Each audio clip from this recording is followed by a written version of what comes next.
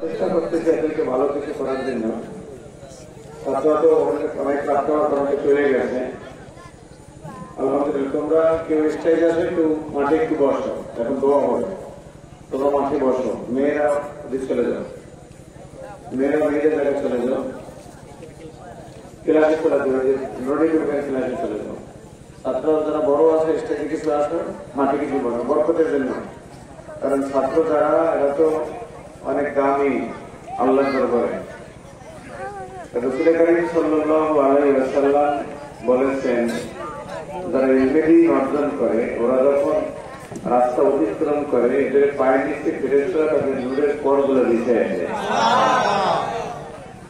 আর সুসংবাদ হলো এরা যখন প্রথম কদম মারার সঙ্গে সঙ্গে আল্লাহ তাআলা তাদেরকে মাফ করে দেন।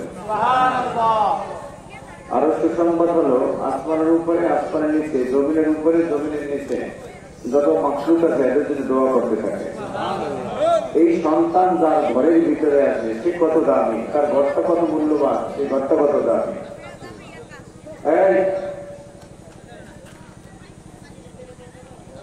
আলহামদুলিল্লাহ, আপনি একটি পাপা করে অল্প কিছুদিনের ব্যবধানে আল্লাহর খাস মেহেরবানি এবং দয়ায় আপনাদের কষ্টার্জিত সম্পদ থেকে কিছু দানের বিনিময়ে 10 মাসের ব্যবধানে আল্লাহ তাআলা আমাদেরকে এই পর্যন্ত আগানোর সুযোগ করে দিয়েছেন। আলহামদুলিল্লাহ, আপনারা যদি দোয়া করেন এবং আল্লাহর রহমত থাকে এবং আপনারা যদি কষ্টের অর্জিত সম্পদ থেকে কিছু দানের হাত প্রসারিত করেন, এবং সবচেয়ে বড় সম্পদ হল নিজের সন্তানকে দ্বীনি শিক্ষায় প্রতিষ্ঠিত করা, শিক্ষিত করা। আর গতকালকে একটা বিষয়ে আলোচনা করতেছিলাম যে আজকে কয়েকজনে আমাকে আলোচনা করছেন জমির বিষয়টা আমরা ভালো বুঝতে পারিনি। আমি গতকালকে বলতেছিলাম 2022 সালে আমি জমি বায়না চুক্তি করি, এর মাধ্যম ছিল আমার মেজ ভাই শওকত মোল্লা, আমার মেজ। তিনি এই জমি ড্রাইভারি তিনিই করেন। ঢাকা গিয়ে মিজানুর রহমান দফাদার এই জমির যিনি এক মালিক, তিনি মারা গেছেন। তেনার হলো বড় ভাই সুমন্দি যাকে বলা হয়, তিনি এটার মধ্যস্থতাকারী ছিল এবং তিনি লেখালেখির দায়িত্ব তিনিই পালন করেছেন এবং 2 লক্ষ টাকা তার হাতেই দিয়েছে। কিছুদিন যাইতে তাদের আমাকে ফোন দিলেন যে আমাদেরকে বাড়ি আসতে পারবো না, আমাদেরকে মেরে ফেলবে। এই ব্যাপারে তাদেরকে নাকি ভয় ভীতি দেখাইতেছে জমি বিক্রি করবে। এরপরে মেজ ভাইয়ের সাথে কথা বললাম। আমি বললাম যে দেখেন, আমি মাদ্রাসা নিয়ে কারোর সঙ্গে চেষ্টা করতে চাই না, বিপদ থেকে আনতে চাই না, কারোর সঙ্গে ঝগড়া করতে চাই না, এটা আমার কাজ না। এজন্য আমি দুনিয়াতে আসিনি। আমি নীরবে নিস্তব্ধে আনন্দে সবাইকে নিয়ে দিন খেদমত করতে চাই। আমি ডাক্তারকে যাইতে চাই না। কিছুদিন পরে সেই 2 লক্ষ টাকা আমার কাছে দিয়ে গেছে, অথচ সেই ডিটের মধ্যে লেখা ছিল আমি যদি কোথাও কম টাকায় জমি পাই তাহলে এই জমি না কিনে আমি অন্যত্র জমি ক্রয় করতে পারবো না, আর অন্যরাও যদি এই জমি বেশি টাকায় বিক্রি করতে পারে তাহলে এই বেশি টাকায় তারাও বিক্রি করতে পারবে না। এই মর্মে আমারও স্বাক্ষর তাদেরও স্বাক্ষর হয়, চুক্তি আর কি। সেই চুক্তি নামে এখনো আমার কাছে আছে, বায়না চুক্তি আর কি। এরপর টাকা দিয়ে দেয়। আমি যখন ওই আলোচনা করলাম, আমি বললাম দেখেন আপনারা বাড়ি আসতে পারবেন না, মাইকাতে মেরে ফেলাইবে। আমি এইটা চাই না, আমি চাই শান্তি। নদীর পার তখন আমি ছিলাম, 2 লক্ষ টাকা আমাকে দিয়ে গেলেন। 2022 সালে বায়না চুক্তি হয়। 2024 সালে আমার মেজ ভাই আমাকে ফোন দিলেন, তুমি কি জমি রাখবা? কোন জমি রাখবো? বলে ওই যে জমি বায়না দিচ্ছিলাম। বলে না, তাদের জমি আমি রাখবো না। এভাবে এগুলো দিচ্ছেন, তাদের জমি রাখবো না। বলে কেন? বলে একবার টাকা দিলাম 2 বছর আগে, সেই টাকা দিয়ে অন্যত্র আমি জমি রেখে ফেলেছি, সেখানে সবকিছু বুঝতে করেছি। এখন তারা আবার বাহানা করবে, আবার টাকা দিব, আবার তো বাহানা করবে, আমি এই জমি রাখবো না। ইনি আমাকে বুঝাইলেন না, এবার তোমার জমি দেবে, আমার সাথে কথা হয়েছে, তুমি ঢাকা আসো। আমি কিছুদিন পরে ঢাকা গেলাম, তাদের সাথে কথোপকথন হইলেন, আলহামদুলিল্লাহ। এরপর তাদেরকে বলছি তারা যদি জমি রাখে তাহলে তাদের কাছে জমি দিয়ে দেন, আমার জমির প্রয়োজন নেই, আমি অন্যত্র জমি পাইলে সেখানে রাখবো। আমি জমি রাখবেন, বাড়ি ঘর রাখবেন না, আমি জমি রাখতেছি একটা দিদি মার্কাজ করার জন্য। এখানে দিদি বিশাল এক মার্কাজ হবে, আমার স্বপ্ন মসজিদ হবে, এখানে ঈদগাহ বাজার হয়েছে, নামাজ হইতেছে, এখানে বড় মসজিদ হবে, এখানে বহুতল ভবন হবে, এখানে হাজারো ছাত্র আসবে, এটা আমার পরিকল্পনা বড় জায়গার চিন্তা করছি। তখন তারা বললো না এইবার কোনো বিক্রি করবো না, আপনাকে এই জায়গা দিব। আমি বললাম জমি রাখার আগেও তাদেরকে বলছি, এবং কবির খান যিনি বাড়িতে আসছেন আমাদের এমদাদ খান তাদের সাথে কথা বলছেন, তখন বলছে তুমি যেখানে পাও, আব্দুল বাড়িও বুঝি না, কাউকে বুঝি না, যেখানে তুমি 5 টাকা বেশি পাবা সেখানে তুমি জমি বিক্রি করো। তাদের সাথে কথা বলছি, আমি আবার পাঠাইছি তাদেরকে, তাদের সাথে আলোচনা করেন। আমি তখন টাকাটা থেকে পেয়ে গেছি। ব্যাস তারা জমি 5ই আগস্ট সরকার পরিবর্তন হইল। 13ই আগস্ট 2024 সালে আমি জমি দলিল করি। জমি দলিল করার পর জমি মিউটেশন করে মানে রেকর্ড করছে, নামজারি করছি। শুধু মিউটেশন করে শান্ত হইনি, আমি সেখানে দাঁড়িয়ে কাটছি, সরকারকে খাজনা দিছি। এর সাথে সাথে আমি মাদ্রাসায় দলিল দিছি, কারণ আমি তাদের কাছ থেকে দলিল আনতে পারতাম। তাদের কাছ থেকে দলিল আনি, আমি 1 লক্ষ টাকা করা দিয়ে তাহলে তার আজীবনের জমি দাতা হয়ে যায়। সেজন্য আমি আমার নামে আগে আনছি, আমি আমার নামে এনে আমি নিজে দাতা হয়েছি, মসজিদে দিছি এবং মাদ্রাসায় দিছি। এর 6 মাস পরে আমার কাছে নোটিশ আছে। কি নোটিশ? যে এই জমি তাদের দরকার। কাদের দরকার? তাদের স্বাস্থ্য ভাই, তাদের এই পাশে জমি কাদের দরকার, তাদের জমি নাকি অভাব, মামলায় লেখা আছে তাদের অল্প কিছু জমি আছে, এই জমি ছাড়া তারা চলতে পারে না। 2 বছর আগে আমি যখন টাকা দিয়েছিলাম তখন সেই টাকাকে ফিরেই তাদের কথায় 2 বছর জমি রাখে নাই কেন? আমার যখন তাদের কাছে জমি রাখার আগে গেছে তখন তারা জমি রাখে নাই কেন? আমি এখন মাদ্রাসা করছি, মসজিদ করছি, মাটি কাটছি, প্রায় 40 লক্ষ টাকার মধ্যে যখন আমার খরচা হয়ে গেছে, এখন তারা মামলা করছে, অক্সি মামলা, জমি তাদের লাগবে। এটা কি ভালো কাজ করছে? এই কাজটা তো ভালো করে নাই। এরাই তো সমাজের মধ্যে বিশৃঙ্খলা সৃষ্টি করতে চায়, এরাই সমাজের মধ্যে বিশৃঙ্খলা সৃষ্টি করে আমার বিরুদ্ধে অভিযোগ করে, আমার বিরুদ্ধে বদনাম করে। আমি তো কারো বাড়ি থেকে জোর করে টাকা নিয়ে, আমি কারো মাথায় তো কোনোদিন অস্ত্র ধরি নেই, আমি তো জীবনে কোনোদিন কাছে রাগ হয়ে কথা বলি নেই, আমি তো কাউকে জীবনে একটা গালি নেই। তারা আমার বিরুদ্ধে নয়, এই যে মাদ্রাসার বিরুদ্ধে, মসজিদের বিরুদ্ধে তোমাদের অবস্থান গ্রহণ করলা, তোমরা তো মুসলমান, তোমরা তো শ্রদ্ধা করো আল্লাহ তাআলাকে, ঈদের সময় নামাজ পড়ো, শতকালের নামাজ পড়ো, শবে বরাতে নামাজ পড়ো, আর সমাজের মধ্যে বড় বড় কথা বলো, আর আমার বিরুদ্ধে আলোচনা করো। আমি তো কোনো অন্যায় করি নেই, আমি তো টাকা দিয়ে জমি রাখছি। জমি রাখলে আগে রাখতে তোমরা, এখন রাখো কেন? তোমাদের ক্ষমতার দূর কতটুকু আছে সেটা আমি আব্দুল বাড়ি জানি। তোমাদের ক্ষমতার দূর কতটুকু আছে যারা এই কাজ করতেছ সে সম্পর্কে আমি জানি, কিন্তু আমি তো কখনো ক্ষমতা দেখাইতে চাই না। আমার মেয়েকে বিভিন্ন আলোচনা করে, আমি তো এখানে ব্যবসা করি নেই, আমার নিজের থেকে লক্ষ্য, আমার বাবার সম্পত্তি, আমার বাবা মারা যাওয়ার পরে ভাইয়ের সাথে পরামর্শ করেছি, আমি বহু টাকা ঋণ হয়ে গেছি। আমার বাবার যতটুকু জমি ওয়ারিশ সূত্রে আমি পাই সেই জমিটা আপনারা রাখেন, আমি অনেক ঋণ হয়ে গেছি কাজটা করে। সেই বাবার জমি ঋণের টাকা দিয়া সেই টাকা এনে ছোট ভাই যে ওয়াজ করলো কিছুক্ষণ আগে, এই আমার নিজে বড় ভাই করি, বড় ভাইয়ের সামনে আছে, এই যে শফিক করি, মুক্তি শফিক সাহেব চলে গেছে। মানে আমরা আলহামদুলিল্লাহ চেষ্টা করতেছি দিনের খেদমত করার জন্য।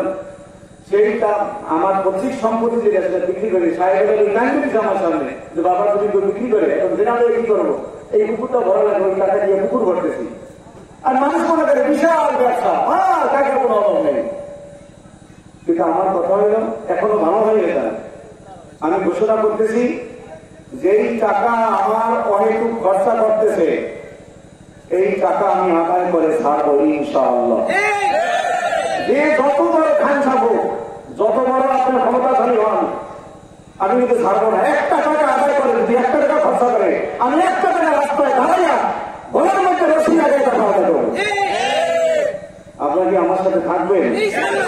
এই কাজটা কি বৈধ কাজ না অবৈধ কাজ? এত বড় সাহস তাদেরকে কে দিল বলেন? এত বড় পরিষদ, এত বড় বুকের পানি তাদেরকে কে দিল? যাতে মাদ্রাসা মসজিদের বিরুদ্ধে অবস্থান গ্রহণ করা লাগবে।